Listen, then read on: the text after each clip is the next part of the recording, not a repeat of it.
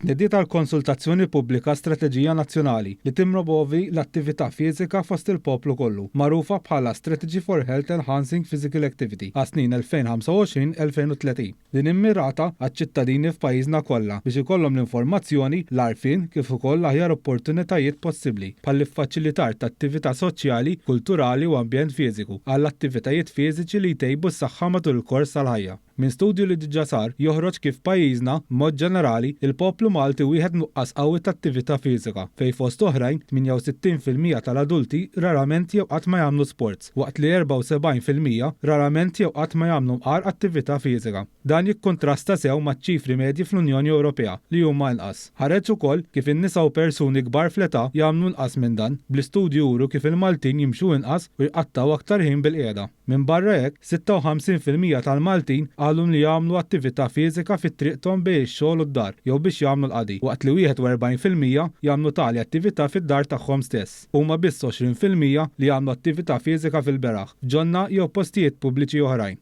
Din hija l-inqas rata fost is-27 stat membru tal-Unjoni Ewropea. Fejn jidħol l-aktar mezzi tat-trasport użati, il-vettura personali hija għażla assoluta. Dan hekk kif ukoll sa Marzu ta' din is-sena pajjiżna kien hawn irreġistrati mal-440,000 vettura liċenzjata, waqt li inqas minn 1% jużaw ir-rotta għal dan il-għan. Kommenti li taw il-Ministru għas-Saħħa u l-Anzjanità Attiva Ġew Etienne Bela u l-Ministru għall-Edukazzjoni, l-Isport, iż-Żgħażagħ, ir-Riċerka u l-Innovazzjoni Clifton Grima spjegaw kif wieħed m'għandux jitkellem fuq l-isport organizzat biss, iżda jridu jintlaqtu l-aktar nies possibbli. Il-Ministru Grima qal li waqt li hu tajjeb li pajjiżna jorganizza avvenimenti sportivi internazzjonali trid tkompli ssir aktar ħidma biex jintlaqtu firxa usa ta' setturi u faxax tas-soċjetà. Wieħed irid jara pjan sħiħ ta' dak li huwa l-aspett ta' mobilità fil-bliet u l-irħula tagħna b'mod inġenerali, il-mod kif wieħed imur minn post għal ieħor, naħseb li dawk huma kollha punti li nisperaw li l-konsultazzjoni pubblika